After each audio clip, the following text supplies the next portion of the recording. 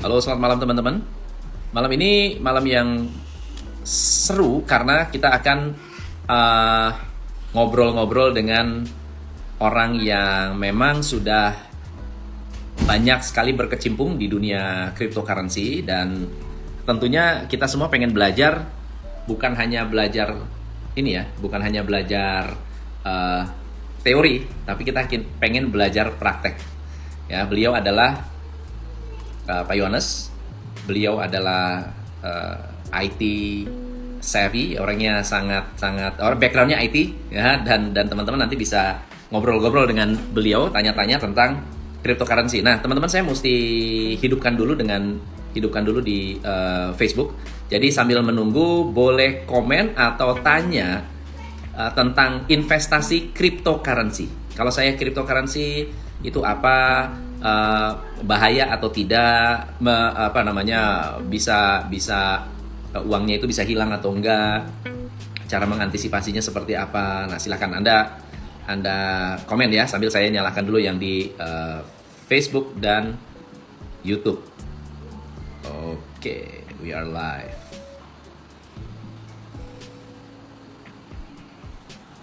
Mari kita cari di manakah.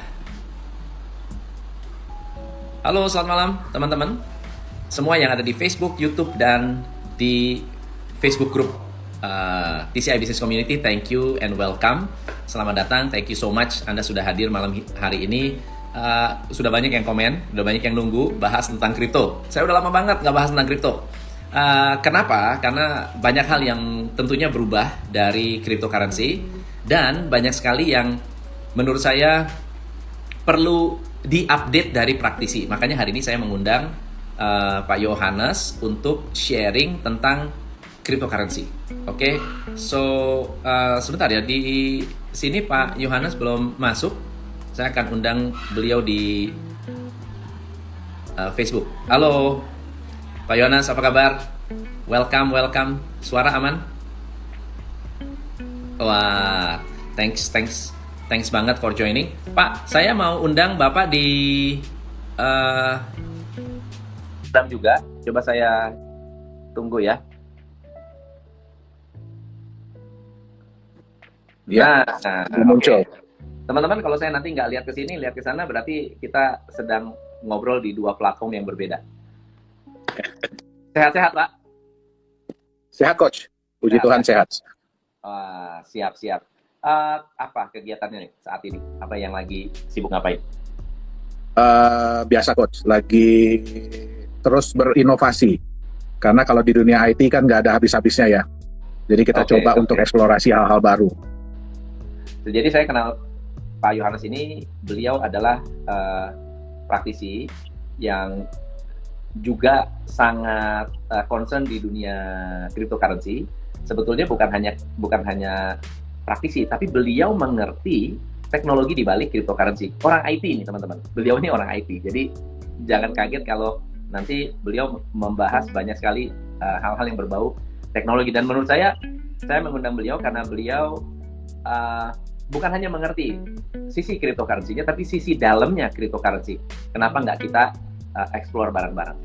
Jadi buat teman-teman yang punya pertanyaan, mohon ditulis di komen. So, Pak Yohanes boleh cerita nggak sedikit tentang background Pak Yohanes, sejak kapan sih kenal dunia kripto? Oke, jadi memang saya pribadi mulai tertarik ya, Coach, untuk mempelajari tentang dunia blockchain, kemudian cryptocurrency ini dari sejak 2009. Jadi semenjak saya lihat ada white paper dari Bitcoin. Nah, jadi pada waktu itu kita sih masih mempelajari ya. Jadi ini masih jadi pertanyaan, ini sebenarnya apa sih yang berusaha untuk dibuat. Tapi kita sudah mulai tertarik. Kenapa? Karena si sang Satoshi Nakamoto ini dia berhasil menggabungkan konsep sebenarnya. Kalau secara teknologi sih sebenarnya yang dipakai adalah teknologi lama. Ya, jadi bahasa pemrogramannya pun bahasa lama. Betul. Dan blockchain sendiri sebenarnya sudah dipakai ya di dunia pemrograman, database itu juga udah lama. Nah, terus cara untuk membroadcast dari sistem itu pun juga menggunakan teknologi yang sudah lama. Nah, enkripsi kita juga udah kenal udah lama ya teknologi enkripsi. Tapi yang hebat adalah dia berhasil menggabungkan ketiga hal ini. Jadi teknologi blockchain, kemudian distributed ledger, sama enkripsi, hingga membuat sebuah sistem yang powerful. Ya, di mana sangat sulit untuk di-hack, ya. Terus kemudian juga semua orang bisa mengetahui ledger pembukuan, jadi nggak ada lagi yang ditutup-tutupin. Ya kan, dan semua itu transaksi bisa dilakukan tanpa ada mediator. Oke, saya supaya teman-teman nanti nggak lost ya. Kenapa penting dan kenapa powerful? Kenapa penting dan kenapa powerful blockchain ini? Oke, jadi kita tahu bahwa selama ini kan sistem finansial kita kan semuanya tercentralized ya. Ya.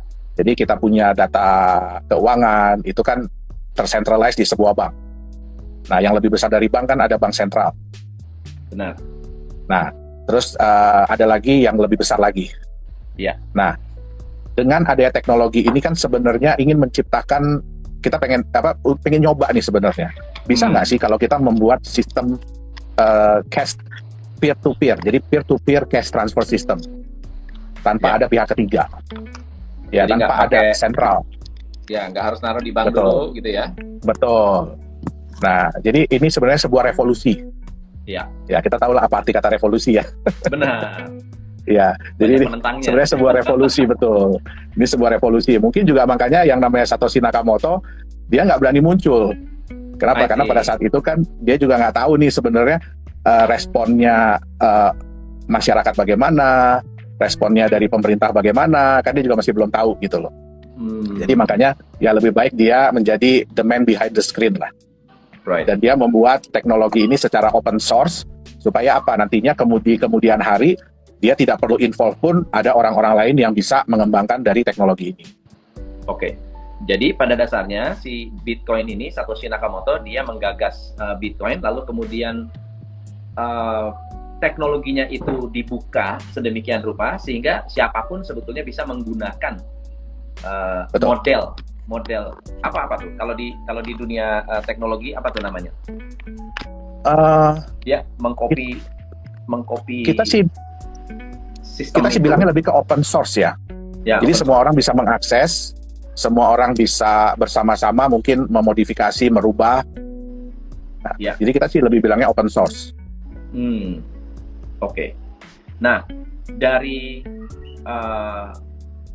pengalaman, jadi cerita background IT-nya tuh di mana? Cerita background IT-nya tuh di mana? Ya, jadi memang kalau IT ini saya lebih ke hobi, coach. Ya, jadi lebih ke hobi. Nah, jadi dan terutama mulai saya dalami itu semenjak saya di Jerman. Oke. Ya, jadi saya dalami ya kan di Jerman, terus kemudian pulang. Nah, tahun 2016 itu karena saya sudah tidak lagi bekerja di perusahaan yang konvensional ya kalau kita bilang ya mungkin. Ya, jadi saya mulai menekuni lah, mulai menggiatkan hobi IT ini. Oke. Jadi bikin perusahaan, ya. Oke. Nah, boleh tahu nggak kalau Bitcoin ini open source, berarti banyak orang yang bisa menciptakan aset kripto seperti Bitcoin, betul ya? Betul. Nah, Pak Yohanes bisa nggak bikin aset kripto? Kalau saya mau pesan ke Pak Yohanes bisa nggak kira-kira? Mau order? Sebenarnya sih hampir semua praktisi IT saya rasa bisa ya untuk membuat sistem seperti Bitcoin ini. Ya, jadi memang betul. Jadi memang tahun 2017 itu kita sendiri kan itu lagi heboh-hebohnya ya kripto ya. Iya. Jadi kita pada waktu itu juga banyak didekatin oleh kelompok orang atau perusahaan yang ingin membuat cryptocurrency, membuat crypto aset. Oke. Nah, ya. Saya agak sedikit lompat ya, Pak Yohanes ya, karena ada beberapa yang tanya, karena kita akan masuk ke karena background-nya itu IT punya kemampuan untuk melihat aset kripto dari dalam, gitu kan ya. Kira-kira apa sih koin-koin yang bagus untuk kita invest? Atau ada nggak bukti bahwa kripto itu bisa bikin kaya? Itu pertanyaan. Oh, ada banget, Mas. Ada ya? Bisa. Kita bisa kaya dari aset kripto. Ya, tapi ya kita harus tahu dulu di apa yang ingin kita capai. Oke. Ya, apakah kita ini ingin mencari keuntungan jangka pendek atau jangka panjang? Ya. Nah, itu dia. Kalau jangka pendek ya biasanya kan kita bisa trading di aset kripto yang sudah ada di market. Ya. Ya, jadi kita trading. Tapi harus siap nih dengan volatilitas harga. Yang kita tahu kan volatilitas harga kripto aset itu kadang-kadang nyeremin. Benar. Ya, seringnya tuh nyeremin. Ya. Dalam waktu sekian detik, sekian menit, sekian jam bisa berubah dan naik turunnya itu tinggi banget. Ya. Tapi ya volatilitas ini bukan berarti negatif. Kalau bagi trader yang udah paham cara trading, wah ini menyenangkan ini, ya kan? Nah, tapi ya buat kebanyakan kan kita lihat sekarang ini mulai banyak orang yang ikut tren di aset kripto. I see. Nah, sayangnya volatilitas ini buat yang ikut-ikutan ini bisa berakibat negatif. Benar. Gitu dia. Nah, banyak banget yang mengalami kerugian karena tidak tahu cara melihat kripto mana yang bagus atau kripto mana yang bermasalah. By the way, teman-teman, supaya saya tidak salah, saya tidak merekomen apapun ya. Jadi kalau nanti saya menyebut menyebut nama-nama cryptocurrency, bukan berarti saya merekomen atau Pak Yohanes merekomen. Anda harus melakukan riset. Nah, teknik risetnya akan kita bahas sekarang nih. Gimana cara Anda bisa meresearch cryptocurrency mana yang bagus, cryptocurrency mana yang perlu diwaspadai. Karena bisa jadi tidak nipu sih, cuma harganya nggak naik-naik aja atau nggak liquid gitu. Ya. Bukannya menipu atau bukannya scam, meskipun ada yang scam, yang jelas-jelas scam, tetapi ada juga yang ya ternyata ide besarnya tidak bisa direalisasikan. Ya, ada orang yang pengen, misalnya contohnya ya sederhana deh, ada yang punya ambisi besar untuk membuat semua UKM bertransaksi menggunakan kriptonya, namanya TCI token, Top Coach Indonesia token gitu. Semuanya pakai token saya. Supaya apa? Supaya karena teknologi blockchain-nya ini bisa membantu teman-teman untuk membuat laporan keuangan dari transaksi. Nah, dari transaksi bisa keluar menjadi laporan keuangan. Tapi ternyata namanya cryptocurrency itu belum di ACC oleh OJK misalnya. Tidak di approve, tidak boleh dipakai sebagai alat transaksi. Nah, akhirnya semangat kita orang yang sudah membeli dan mendapatkan mendapatkan ide bagus tadi harus menunggu sampai OJK approve, bukan berarti scam. Nah, ini pertanyaan nih, kalau NFT bedanya apa dengan kripto? Sorry coach? NFT. Oh, oke. Ya, NFT itu sebenarnya lebih ke arah hak kepemilikan dari sebuah aset, non-fungible token. Jadi sebenarnya sekarang ini lebih diarahkan kepada hak kepemilikan sebuah aset. Iya. Ya, jadi dia lebih terikat kepada sebuah aset sih, Coach. Oke. Ya, seperti lukisan yang baru-baru ini kan ada lukisan yang sampai dibakar ya. Iya. Ya.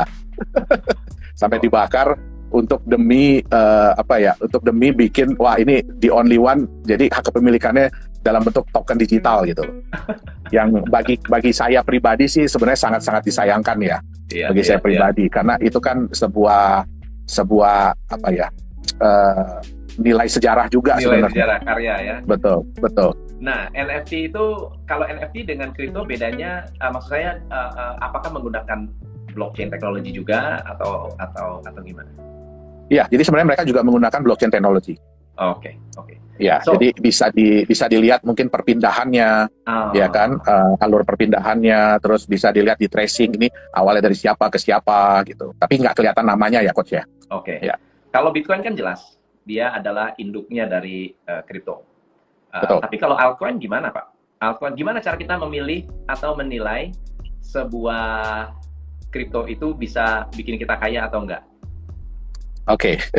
Ya, jadi memang seperti yang saya bilang ya, jadi kalau ada tipe yang jangka panjang, itu biasanya mereka itu beli pada saat masa penawaran nih. Pada saat masa penawaran, ICO lah yang sering orang sebut ICO, PCO, ya kan? Nah, terus kemudian mereka hold dalam jangka yang panjang.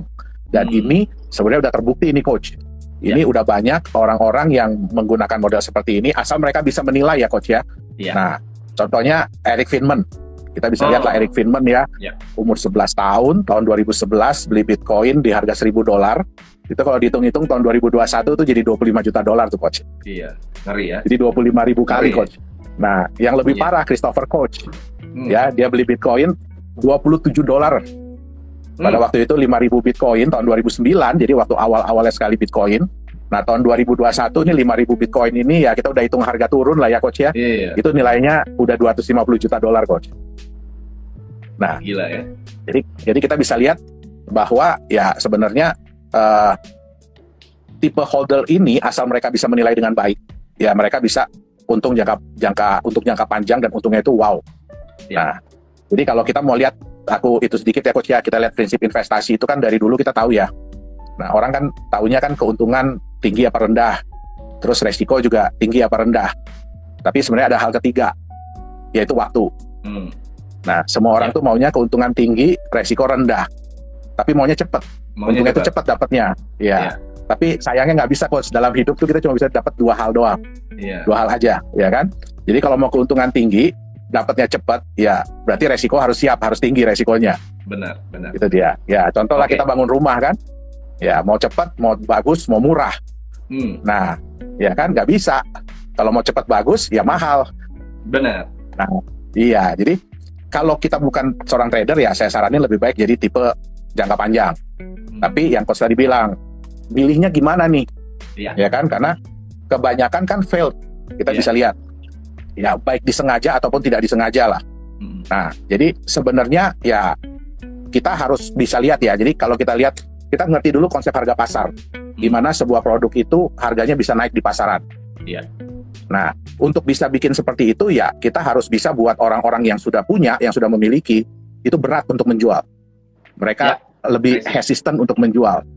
Dan yang belum memiliki itu pengen, karena dia lihat, wah ini barang bagus nih, produk bagus nih, wah dia jadi pengen memiliki. Artinya penawaran sedikit, permintaan banyak. Nah, gimana caranya? Nah, yang pertama kita harus lihat aset itu harus memberikan hal-hal yang berikut nih. Eksklusivitas yang pertama. Jadi ada nggak sih eksklusivitas? Kalau kita lihat kan barang limited edition, barang yang jumlahnya terbatas, itu biasanya ke depannya harganya selalu naik. Kenapa? Karena jumlahnya terbatas. Nah, itu pun terjadi di aset kripto. Aset kripto itu sudah dibuat jumlahnya terbatas. Jadi ada eksklusivitasnya. Ya, jadi dari sekian banyak, saya salah satu pemiliknya. Eksklusif. Nah, terus yang kedua harus ada benefit yang dirasakan. Dengan saya pegang aset ini, baik itu kripto ataupun aset biasa, harus ada benefitnya. Apa yang saya rasakan? Ya, contoh, ya mungkin ya pemirsa di sini ya, kalau beli rumah itu kan berharapnya kan ke depannya harganya naik. Nah, tapi selama menunggu harganya naik, ya bisa saya nikmatin sendiri untuk tinggal atau saya sewakan. Nah, jadi harus ada benefit yang dirasakan. Kalau nggak ada benefit yang dirasakan, ya udah, begitu harga jatuh, mereka langsung jual. Kenapa? Karena mereka nggak ngelihat ini saya pegang barang ini untuk apa. Benar. Nah, terus utilitas ini penting, utilitas. Jadi semakin aset itu dipakai banyak orang untuk hal sesuatu, ya berarti kan permintaan akan naik, permintaan akan semakin tinggi. Ya, nah, tapi utilitas ini harus dilihat. Jadi gini, banyak yang sudah bilang bahwa nanti kita akan dipakai untuk ini, untuk ini, untuk ini, untuk ini, tapi belum bisa dibuktikan. Contoh yang Coach bilang tadi, sorry Coach ya mudah-mudahan nanti TCI bisa punya token ya. Nah, nanti bisa dipakai tuh. Iya, bisa dipakai untuk apa? Untuk ikut coaching. Mungkin dapat diskon. Ya, nggak boleh Coach. Buat apa pembayaran nggak boleh Coach ya. Buat transaksi nggak boleh ya. Tapi mungkin bisa untuk mendapatkan diskon. Ya kan? Bisa untuk dapat untuk dapat special offer atau dapat tambahan paket atau lain-lain. Ya kan? Nah, tapi utilitasnya harus dilihat. Ya, utilitas ini kan diharapkan dari sebuah aset kripto itu kan ujung-ujungnya adalah untuk pembayaran. Betul. Nah, tapi ini sangat penting kalau orang belum melihat eksklusivitas sama benefit ini, ya kan, tentu saja mereka kan panic selling atau panic buying. Kalau harga naik, harga turun. Nah, semakin mereka panic selling dan panic buying, itu yang membuat volatilitas kan semakin tinggi, Coach. Karena adanya panic selling dan panic buying, ya kan? Nah, kripto itu memang orang bisa melihat eksklusivitasnya, benefitnya, ya kan? Orang akan lebih berat untuk menjual, dan yang belum punya pengen membeli. Jadi itu harga pasti akan lebih stabil dan kecenderungannya pasti akan meningkat karena orang semakin lama akan ngelihat benefit apa yang saya dapatkan. Oke. Nah, otomatis utilitas itu pasti akan terbentuk dengan sendirinya. Oke. Contoh custom misalkan ada yang mau bayar custom, saya mau ikut training custom, mungkin bukan di Indonesia ya, mungkin di negara lain, saya mau bayar pakai Bitcoin custom, ya kan? Atau bayar pakai Ethereum atau bayar yang lain. Begitu custom terima hari ini mungkin ya anggaplah kita bilang 700 juta ya. Iya. Nah, tapi kan bisa terjadi dalam waktu sekian jam mungkin turun nih jadi 650 juta. Nah, hancur. Jadi hancur kan? Nah, custom kan agak sedih juga ya. Iya. Belum sempat jual, belum sempat apa, harganya udah jatuh. Nah, kita bisa bayangkan kalau ini terjadi di dunia industri, di mana ada pihak ketiga, ada supplier, ada yang lain-lain. Nah, belum tentu mereka mau menerima itu. Ya. Jadi, memang harus pembuktian dulu dari sebuah aset kripto itu, dia bisa menciptakan harga yang stabil. Bukan berarti nggak bisa naik turun ya, apapun bisa naik turun. Tapi lebih stabil dengan kecenderungannya meningkat. Nah, ini pasti akan membuat utilitas. Nah, yang terakhir, yang lebih penting itu adalah global acceptance. Ini yang penting nih, Coach. Iya. Ya. Harus bisa diterima oleh orang banyak. Maksudnya apa? Kita paling gampang gini, Coach. Kita pelajari aja konsep bisnis mereka. Kita pelajari white paper mereka. Kalau kita mudah mengerti konsep yang mereka jabarkan, semakin mudah kita mengerti, semakin kita merasa bahwa ini masuk di akal, berarti semakin banyak orang akan menilai hal yang sama. Iya. Berarti akan semakin banyak orang yang, oh oke, ini make sense, ini masuk di akal, oke, boleh deh, ya kan? Nah, karena apa? Di dunia aset kripto juga harus hati-hati, Coach. Karena apa? Karena ada yang namanya, if you cannot convince people, confuse them. Kalau kamu nggak bisa ngeyakinin orang, bikin mereka bingung. Iya. Ya. Nah, kebanyakan apa? Ngomongin aja teknologinya semua. Benar. Padahal yang ngerti teknologi kan juga nggak banyak, Coach. Ya kan? Nah, jadi itu yang harus hati-hati. Jadi pelajari mereka punya konsep bisnis. Keren. Ada pertanyaan bagus nih. Kalau Bitcoin utilitasnya apa ya? Ya, kalau Bitcoin itu memang karena yang tadi Coach ya, dia udah mother of coin. Mungkin bukan mother malah ya, udah grandmother of coin, of crypto asset. Ya, jadi sebenarnya sekarang ini sudah mulai banyak dipakai untuk alat pembayaran. Ya, sudah banyak dipakai untuk transaksi. Ya, sudah mulai banyak orang yang mulai menyimpan untuk menjaga nilai untuk sebagai aset, betul, untuk long term aset. Nah, kalau Bitcoin ya kita udah bisa bilang itu adalah proven ya. Kenapa? Karena dia sudah berjalan dengan waktu, ya kan? Dia juga yang pertama. Ya, jadi relatively lebih aman, tapi bukan berarti dia tidak bisa tidak bisa dimanipulasi oleh market. Ya, ini juga bagus nih. Kita tahu ya, Coach ya. Ada analogi yang bagus nih dari AC889. Kalau ke tempat permainan game anak-anak, ya, rupiah nggak berlaku, Pak. Betul, token. Betul nggak? Dia beli token. Istilahnya koin. Ya itu kan koin. Betul. Koin dipakai dan tidak bisa ditransaksikan kecuali koin itu dicairkan kembali menjadi rupiah. Jadi rupiahnya nggak berlaku. Betul. Itu adalah salah utility. Satu utilitas. Nah, teman-teman, itu adalah utilitas. Betul. Nah, aku mau nanya soal kalau di luar sana kan banyak nih altcoin. Altcoin mana yang memenuhi persyaratan tadi?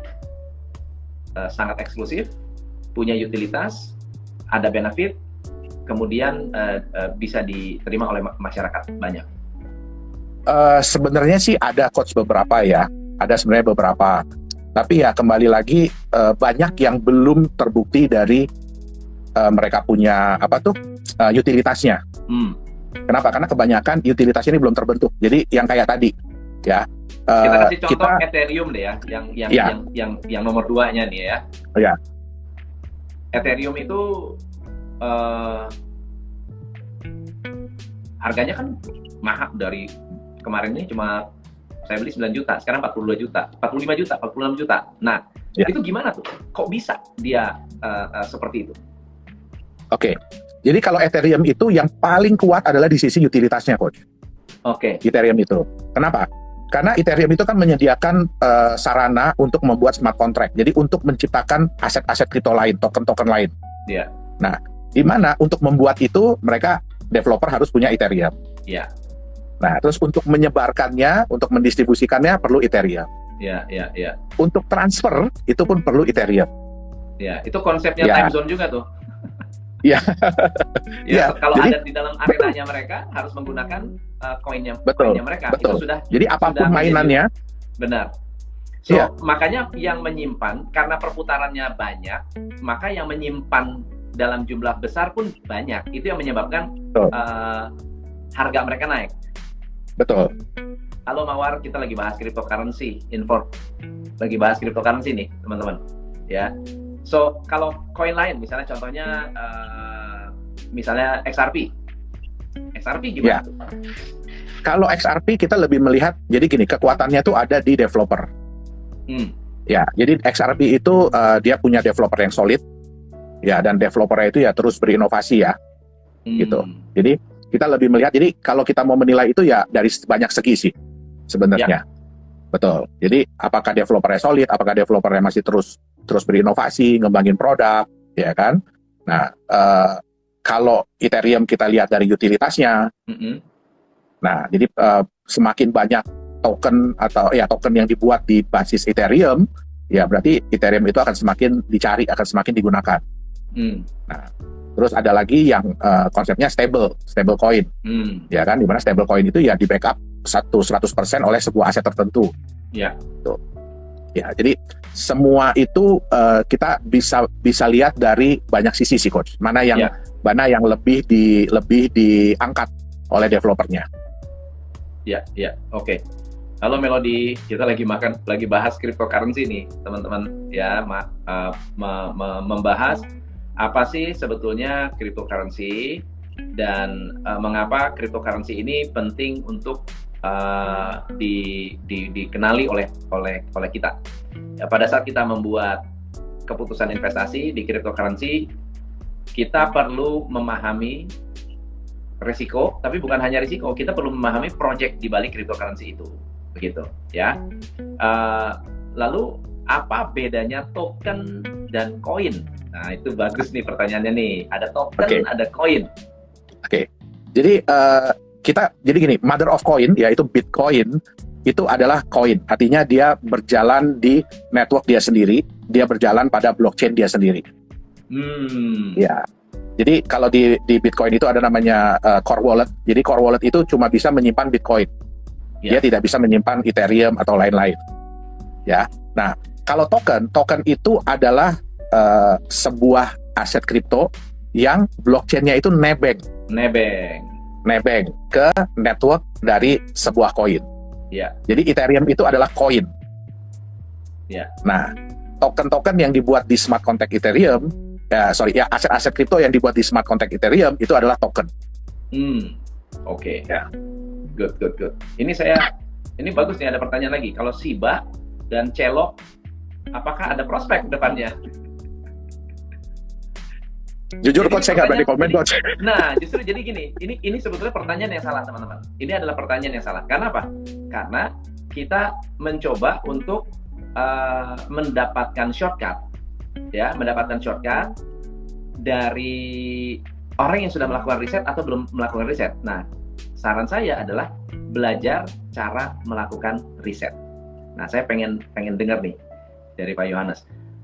Ya. Gimana sih caranya untuk meriset ini koin ini sebetulnya worth it atau enggak, atau token ini worth it atau enggak gitu. Ya, jadi saya setuju banget, Coach, ya. Tadi Coach ada bilang kan ada resiko. Ya, jadi memang kalau kita siap kaya dari aset kripto, ya kita juga harus siap menerima resiko. Benar. Nah, apa aja sih resiko yang bisa terjadi di dunia aset kripto? Yang pertama ya harga pasarnya begitu masuk di market itu jatuh bahkan bisa sampai 0. Iya. Dan itu sudah banyak terjadi. Sorry. Terus yang kedua, platform utilitasnya bahkan ada yang menghilang. Jadi yang tadinya bisa dipakai di suatu tempat, nah tempat pemakaiannya ini hilang. Iya. Nah, terus yang terakhir adalah developernya lepas tangan atau bahkan menghilang. Ya. Jadi ya resiko itu pasti ada dalam segala hal ya, bukan cuma dalam investasi. Benar. Tapi bukan berarti kita nggak bisa meminimalisir nih resiko ini nih. Ya. Itu makanya ada yang istilahnya manajemen resiko. Benar. Ya, jadi yang paling gampang adalah pertama pelajari dulu. Kan kita pengen kan di hashtagnya itu kan aset masa depan, coach. Benar. Di salah satu market di kita kan hashtagnya crypto aset itu adalah aset masa depan. Artinya Benar. saya bukan cuma bisa pegang dalam waktu short, dalam waktu pendek, tapi juga dalam waktu panjang. Nah, yang paling penting pertama adalah yang saya bilang tadi kan, kalau XRP kekuatannya ada di developer. Developernya itu solid. Ya, developernya itu memang benar-benar komitmen untuk mengembangkan produknya, bisnisnya, ya kan, project-projectnya.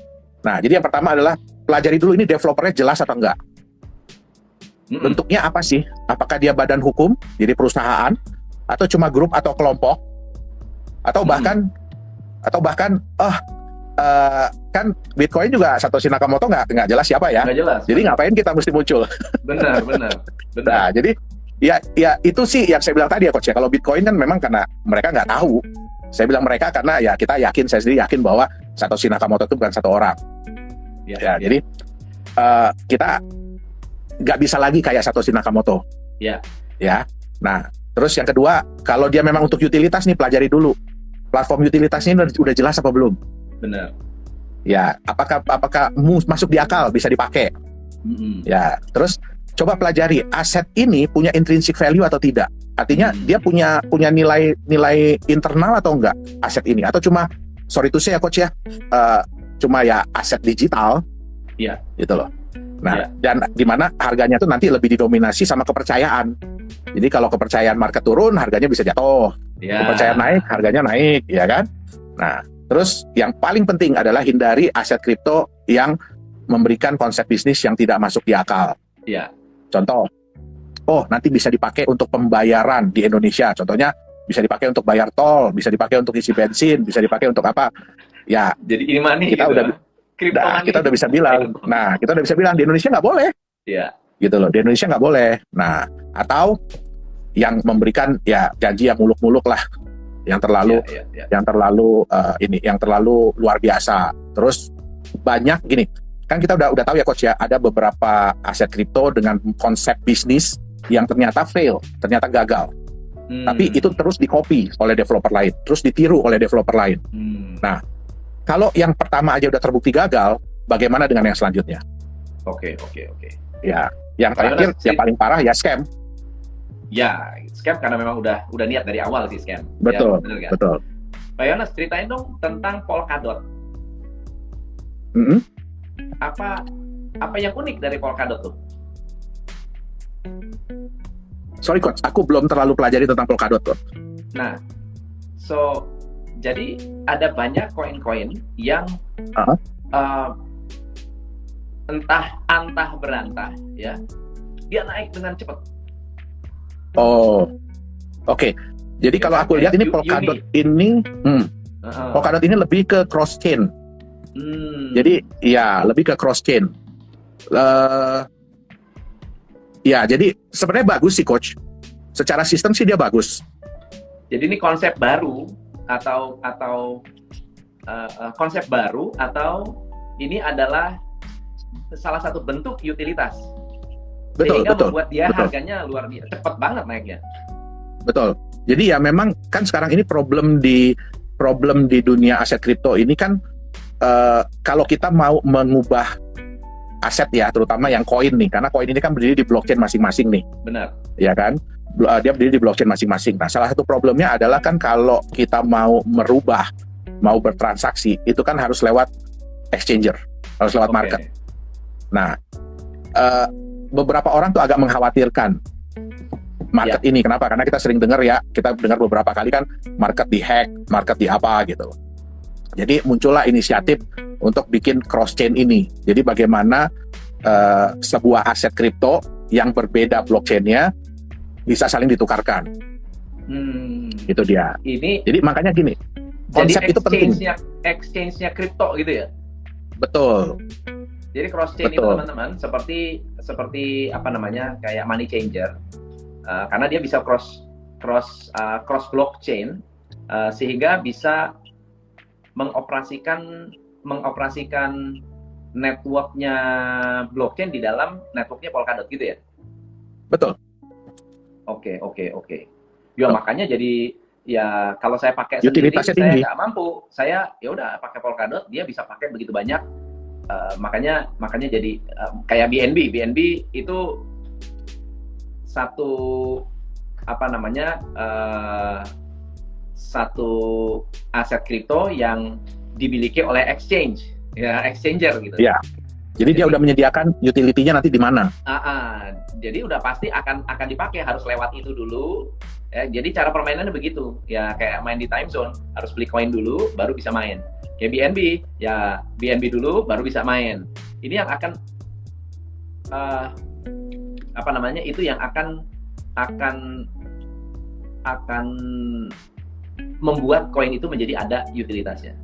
So, teman-teman, ini ada pertanyaan nggak? Ada pertanyaan nggak? So, tadi ada penjelasan banyak mengenai cara teman-teman melihat, meriset, kemudian memahami. Berarti harus ada common sense-nya kita. Kita harus punya kayak apa ya? Logis atau tidak logis. Itu yang penting. Nah, banyak orang yang kaya juga dari ICO sebenarnya. Nggak sedikit juga loh. Orang yang kaya dari ICO, tapi dia pintar. Dia masuknya kapan, keluarnya kapan. Cuma kan ada orang yang strategi investasinya, dia beli 100 koin, dia nunggu mana yang hancur, mana yang naik, kan gitu. Siapa tahu. Ya, mudah-mudahan sih jangan kayak gitu, Coach. Mudah-mudahan sih jangan kayak gitu ya. Ada kayak Bitcoin gitu kan. Tapi itu kan namanya gambling, teman-teman. Beda loh. Kalau kita tahu aset mana, misal contohnya, ini saya ya, bukan merekomendasi, sekali lagi ya, ini bukan merekomendasi. Tetapi kalau saya modelnya adalah dollar cost averaging. Naik atau turun, tetap beli. Naik atau turun, tetap beli. Itu guide strategi saya. Oke, walaupun tetap saya ada baca analitik dulu, saya tetap baca grafik, tetap saya nggak sembarangan gitu ya. Kapan nih waktunya nih? Hari ini sekarang saya lagi nabung, misalnya Ethereum, Bitcoin, BNB, ya nabung. Karena apa? Karena saya tahu dan mengerti di masa depan akan seperti apa. Itu bayangan saya. Bisa salah, betul nggak ya? Bisa salah. Kayak Bitcoin saya sudah punya trust yang cukup tinggi dan saya tahu persis utilitasnya untuk apa saja, dan sudah kelihatan. Kalau misalnya Ethereum utilitasnya buat apa? Ya lihat aja berapa banyak token yang pakai, udah gampang. Gitu kan? Dan lihat token-token yang menggunakan Ethereum naik atau enggak harganya. Udah gitu aja, simple. Ada juga sama, ya kan? Atau mungkin ada yang lain, ya silakan Anda riset sendiri. Tapi hal-hal itu sifatnya terbuka. Artinya Anda bisa riset di tempat-tempat manapun Anda bisa lakukan riset gitu. Dan sifatnya sudah udah banyak banget. Anda mau cari informasi di YouTube pun bisa gitu. Nah, ada pertanyaan bagus nih. Untuk analisa dari mana saja sumbernya? Untuk analisa dari mana saja sumbernya? Kalau kita menganalisa satu kripto. Ya, yang paling penting sih white paper-nya, Coach. White paper, saya setuju. Yang paling penting white paper-nya. Jadi yang saya bilang tadi, teman-teman. Betul. Jangan malas baca. Betul. White paper, di dalam white paper itu, kalau Anda baca ulang-ulang, kalau nggak ngerti ulang-ulang, kita bakal menemukan begitu banyak informasi yang sifatnya logis atau tidak logis. Ambil satu contoh. Ada sebuah platform, ada sebuah cryptocurrency yang katanya akan menjadi alat transaksi untuk beli kopi. Bisa nanti tuh kita ke Starbucks beli kopi pakai mesin edisi. Jadi ada mesin edisinya. Jadi Anda bisa gunakan handphone Anda, tap, kepotong tuh koinnya. Oke? Lalu kemudian pertanyaan saya adalah, bagus apa enggak? Idenya bagus nggak? Kita nggak bicara soal utilitas sudah dipakai atau belum. Ini belum ada belum ada barangnya nih. Idenya bagus nggak? Bagus banget. Kenapa? Berapa jumlah coffee shop di Indonesia? Kalau di Indonesia, kalau di dunia berapa? Terus kalau satu orang pegang koin tersebut, ada berapa banyak penduduk dunia? Ya, kalau dihitung-hitung seperti itu kesannya logis. Tapi kemudian kita bertanya, apakah coffee shop diperbolehkan membayar menggunakan koin tersebut atau menggunakan cryptocurrency. Apalagi nama cryptocurrency sudah apa ya, menjadi sebuah momok buat perbankan, teman-teman. Bank itu takut sekali dengan cryptocurrency. Kenapa? Karena peer-to-peer sistemnya membuat kita tidak membutuhkan bank. Saya di Australia ada properti, dan waktu itu kita lagi mau renovasi properti, ngobrol-ngobrol sama agent properti di sana, di Australia. Mereka cerita, wah gila ya, waktu China belum ban Bitcoin, exchanger di China kan Bitcoin lagi di beberapa kali disikat tuh, ya, disikat. Nah waktu belum di ban, apa yang terjadi begini, orang beli Bitcoin di China, lalu kemudian beli propertinya pakai Bitcoin di Australia. Coba Anda bayangkan, satu, transaksinya murah banget, ya, biaya transfernya murah, bener nggak? Peer to peer, tidak lewat bank sentral, nggak tahu harus bayar pajak apa enggak, ya kan? Namanya siapa? Tidak ada tidak ada data, tidak bisa di-trace, sekali, ya, nggak ada nama. Ya. Nah, akhirnya apa? Mulai bingung nih, kok bisa ya uang berpindah dengan sangat mudah? Itu bahayanya kalau nggak ada pengawasan dari bank sentral. Tiba-tiba kok orang kayak mendadak, duitnya dari mana? Dicari tahu, oh ternyata jual properti, uangnya dari mana? Bitcoin. Nah, udah, gitu kan. Belum lagi yang, kalau itu yang legal bisa ketahuan, yang ilegal gimana? Barang-barang ilegal. Ya, money laundry gimana? Beli senjata gitu, pakai Bitcoin mungkin. Nah, kita kan nggak tahu, tapi sangat memungkinkan hal ini bisa menyebabkan aset kripto itu bisa menjadi berkembang. Nah, begitu teman-teman. Wah, Pak Sukamto, halo. Miner kripto di-ban oleh China. Betul. Coach dulu pernah bahas BCH, menurut Coach ke depannya gimana? Bitcoin Cash gimana tuh? Adiknya Bitcoin. Sebenarnya sih gini Coach ya, jadi banyak yang berusaha untuk mengikuti jejak dari Bitcoin. Makanya kan Bitcoin itu udah beberapa kali di forking ya, Forking ya, apa sih? Forking itu jadi mereka berusaha untuk membuat chain baru dari Bitcoin. Makanya ada Bitcoin Gold, ya kan, Bitcoin Cash. Nah, betul. Jadi itu adalah anakan dari Bitcoin. Nah, itu biasanya yang membuat itu adalah miners. Jadi karena kita tahu ya kemarin itu kan mining udah agak-agak berat ya untuk Bitcoin ya, karena persaingannya semakin lama semakin tinggi. Ya. Nah, jadi para miners ini ya berusaha untuk membuat anakan dari Bitcoin-nya. Ya, jadi ya itulah muncul yang Bitcoin lain. Ya. Nah, sama teman-teman, kalau dulu saya masih punya trust yang cukup bagus untuk BCH ya, Bitcoin Cash ya. Tapi sejak mereka pecah, itu yang menurut saya agak blunder juga begitu. Nah, so kedepannya apa sih sebetulnya yang perlu kita lihat dari altcoin ini nih? Ada nggak altcoin yang punya potensi untuk kita invest? Sebenarnya ada, Coach. Sebenarnya ada. Ya, jadi ya, tapi kembali lagi ya, kita harus kenal dulu diri kita. Oke. Kita harus kenal dulu diri kita, pelajari baik-baik ya white paper-nya. Ya, jangan sampai salah pilih. Terutama juga ini bukan terjadi cuma di altcoin yang baru sih Coach, tapi juga yang di lama-lama nih. Yang kita tahu, betul, kita tahu kan jumlah kemarin ini kan jumlah orang yang mulai menggiati aset kripto di market itu kan mulai naik pesat ya. Beberapa tahun belakangan ini. Nah, terus ya yang sayangnya adalah kebanyakan dari mereka itu yang memilih aset tanpa melihat dulu. Ini apa sih sebenarnya aset ini? Kita bisa lihat ada aset yang padahal udah jelas-jelas dibilang bahwa satu token di backup oleh 1 gram emas selama-lamanya. Terus di market itu ya mungkin kita nggak tahu ya, mungkin dimanipulasi. Ya. Dan dibikin harganya bisa sampai 260 juta. Jadi 1 gram emas itu senilai 260 juta. Tapi ya itu nggak mungkin bertahan lama karena orang akan sadar bahwa ini apa sih sebenarnya gitu loh. Iya, orang akan mulai meneliti. Nah sekarang harganya ya kalau namanya aset di backup 1 gram emas, masa orang mau beli di 2 juta kan gitu normalnya ya logiknya. Benar. Nah pertanyaannya sekarang, ada nggak yang nyangkut terus di angka 260 juta itu? Pasti ada. Pasti ada. Karena nilai market itu terjadi karena ada pembeli. Benar. Di harga itu. Kalau tidak ada pembeli di harga itu, nggak mungkin terjadi harga market, nilai market. Nah, pertanyaannya, mungkin nggak token ini bisa balik lagi ke harga 260 juta? Berat, berarti ya? kita harus berharap ya marketnya ini terbentuk kembali, bukan, percaya lagi. Bukan. Kita harus berharap, kan orang udah mulai meneliti nih coach, ini apa ini token kan? Kok bisa sampai 260 juta?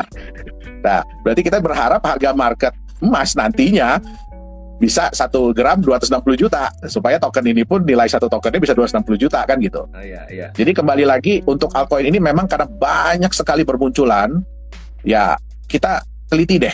Kita baca dulu deh, jangan keburu-buru, ya jangan kesusu kalau orang bilang untuk beli kripto. Ya, jadi satu hal sih yang buat saya sedih itu waktu saya sarapan, saya makan, terus tiba-tiba ada anak-anak muda ya. Jadi ada anak-anak muda mungkin masih kuliah semester awal. Saya dengar mereka, kripto kan lagi ngehits nih. Yuk kita beli aja 10 biji, 10 macam. Syukur-syukur kalau satu jadi gitu kan. Syukur-syukur kalau satu berhasil. Ya, kalau menurut saya sih sedih ya coach ya. Kenapa? Karena ini kan teknologi yang sangat bagus sebenarnya. Ini kan adalah sebuah inovasi. Ya, ini sebenarnya bisa dijadikan aset. Asal benar, asal bagus, itu bisa dijadikan sebuah aset masa depan. Contoh aja, kayak saya bilang tadi, ya kan Eric Friedman. Ya. Nah, tapi ya kita harus bisa menilai, ya kan, apa sih yang akan menjadi the next Bitcoin. Bitcoin yang saya bilang tadi di awal adalah dia berhasil menciptakan sebuah konsep. Benar. Yang luar biasa.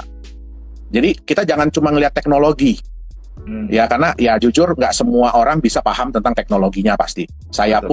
Kita pun tetap selalu belajar soal teknologi. Jadi nggak ada yang di atas langit masih ada langit lah selalu. Betul. Tapi yang paling penting adalah lihat ini masuk di akal nggak? Saya mudah nggak untuk mengerti konsep ini? Ya. Itu dia. Saya mudah nggak? Ini bisa nggak nanti diaplikasikan? Benar. Gitu. Nah. Jadi dan yang paling penting adalah yang saya bilang tadi. Jadi kita mau investasi kalau mau yang cepat ya harus siap dengan resiko yang tinggi. Benar. Kita lihat Bitcoin pun untuk bisa mencapai hal seperti ini udah berapa tahun harus dia lewati. Ya kan? Untuk sampai bisa akhirnya diterima oleh market dan penerimaannya juga luar biasa. Oke. Pertanyaan bagus dari Sylvester Siboro. Pak Tom, Pak Yohanes mau tanya, apa yang menjadi syarat mata uang digital bisa masuk ke pasar market atau ke pasar atau ke market? Jadi berbeda-beda Coach Tom, tergantung dari marketnya, terus tergantung dari regulasinya sebenarnya. Ya. Jadi ada beberapa negara yang memang sudah meregulasi, ya terutama seperti Singapura, ya kan, Jepang, Korea, Cina. Ya, jadi sebenarnya pemerintah Cina pun bukan melarang. Jadi bukan melarang. Setiap individu tuh tetap boleh megang Bitcoin. Tapi yang diatur lebih banyak adalah marketnya. Yang diatur adalah lebih banyak marketnya. Ya, tapi ya terutama kayak Korea ya. Korea sekarang ini lagi getol, lagi sangat-sangat lihat. Betul. Mereka ingin meregulasi daripada market kripto ini. Dan mereka juga meregulasi aset-aset kripto apa yang boleh diperdagangkan. Karena ya jujur lebih banyak orang yang kehilangan uang di dunia aset kripto daripada yang dapat uang. Betul. Nah, jadi dan kita tahu ya, maksudnya masyarakat Cina kan jumlahnya yang terbesar. Jadi jangan sampai masyarakat mereka juga mengalami kerugian yang luar biasa karena ya kita tahu ya di Cina itu kan mereka investasinya sangat-sangat gila-gilaan. Nah, apapun istilahnya yang bisa mereka rubah duitnya, uangnya ya mereka akan lakukan. Nah, tapi sayangnya ya ini dimanfaatkan oleh aset-aset kripto yang kurang bertanggung jawab lah. Jadi itu sebabnya juga akhirnya benar-benar regulasi. Nah, betul. Kalau kita nggak nutup mata juga. Apakah Indonesia akan keluarkan rupiah kripto? Ya, mungkin yang keluarin nama rupiah ada, tapi bukan resmi dari. Bukan negara gitu. Bukan negara. Jadi harus dibedakan coach. Ya, digital money dengan cryptocurrency beda. Benar. Ya, digital money dengan cryptocurrency itu berbeda. Digital money gitu. Kalau cryptocurrency ya teknologi. Pertanyaan bagus dari Pak Nugraha Tony, tanya coach, apa arti backup emas di sebuah koin? Oke. Jadi kalau backup emas di sebuah koin itu maksudnya adalah sebuah koin atau sebuah token, sebuah aset kripto itu dia memiliki backup emas. Artinya dia merepresentasikan sejumlah emas. Oke. Jadi ada yang backupnya full 1:1 yang saya bilang tadi. Satu token atau satu koin itu di backup oleh 1 gram emas. Ya. Nah, artinya apa? Satu token itu merepresentasikan hak kepemilikan dari 1 gram emas. 1 gram emas. Ya. Kalau dia tidak ada fungsi lain, itu misalnya harganya mengikuti harga emas, dia menjadi stable coin. Betul. Gitu ya. Tetapi kalau Betul. dia tidak mengikuti harga emas, dia harus punya utilitas, dia harus punya manfaat lain selain daripada itu. Maka harganya bisa jadi lebih mahal daripada emas, kan gitu, benar nggak? Enggak, Coach. Hah? Jadi salah satu kelemahan dari stablecoin adalah Enggak, karena orang udah tahu ya bahwa misalnya ada satu koin, dia katanya backupnya emas, tapi ada function lain yang membuat harga dia naik, memungkinkan apa enggak? Kalau dia lebih mengandalkan utilitasnya aja, itu biasanya enggak, Coach. Kalau mengandalkan kayak USDT. USDT. Ya. Betul, USDT itu kan banyak sekarang digunakan untuk sebenarnya lebih banyak digunakan untuk pindah exchanger sebenarnya. Jadi kayak kita bermain di Binance. Binance kan di luar negeri. Nah, sekarang bagaimana caranya kita memindahkan keuntungan kita ke Indonesia? Nah, itu biasanya menggunakan USDT. Kenapa? Kalau saya pakai Bitcoin juga kan pada saat pindah saya nggak tahu nih harganya masih sama apa enggak. Betul. Jadi mereka menggunakan USDT yang lebih stabil. Jadi sebenarnya koin-koin stabil itu dibuat untuk mengurangi resiko pada saat perpindahan. Yang bisa mungkin menambah nilai kalau dia bisa memberikan benefit tambahan. Jadi selain daripada emas, dia bisa memberikan benefit tambahan. Contoh, emasnya nggak segitu-segitu aja tuh, tapi bisa nambah. Bertambah, bisa bertambah. Atau ada benefit lain yang didapatkan oleh pemegang. Nah, itu bisa menciptakan harga market yang jauh lebih tinggi. Ya. Ini pertanyaan bagus nih, Pak Ian Makmur nih. Pak Tom kan tadinya ada koin yang di backup oleh emas, tapi apakah ada koin yang di backup emas, tapi emasnya bisa bertambah? Nah, itu tadi benefit itu ya. Yang membuat emasnya bisa bertambah. Betul. Berarti ada reason kenapa harganya naik atau kenapa jadi aset itu menjadi valuable. Kenapa orang nggak percaya Bitcoin? Karena kan nggak bisa lihat, nggak tahu. Kalau yang ngerti teknologi mungkin bisa mengerti. Wah, ini powerful banget nih, susah dihack gitu ya. Nggak bisa kita nggak bisa ganti angka, nggak sembarangan gitu. Harus dikonfirm ke sekian banyak network, value-nya harus disetujui. Harus disetujui oleh para miners. Kalau enggak ya nggak bisa. Nah, akhirnya membuat Bitcoin itu solid begitu ya. Solid, udah autopilot ya. Kalau mining di Ethereum masih untung nggak? Sebenarnya sih masih, Coach. Masih ya? Sebenarnya sih masih. Karena ya jujur juga agak menurun ya sekarang ya. Jadi mining power di Bitcoin, di Ethereum itu agak menurun. Jadi persaingan agak sedikit menurun. Gitu ya. Jadi sebenarnya, dan terutama harganya lagi bagus. Iya. Ya, saya sendiri juga mining dari sejak 2011 Bitcoin. Ya, jadi harganya lagi bagus. Jadi kita ya masih bisa profit lah dari mining. Tapi butuh modal yang cukup tinggi kalau sekarang. Kalau sekarang ya? Ya, kita butuh modal yang sangat tinggi malah. Oke. Ya. Teman-teman, luar biasa. Pak Yonas, thank you banget. Banyak banget insight-nya. By the way, nanti kita boleh dibahas-bahas tentang ciri-ciri ICO scam ya, karena kita belum sempat ngobrol tadi itu.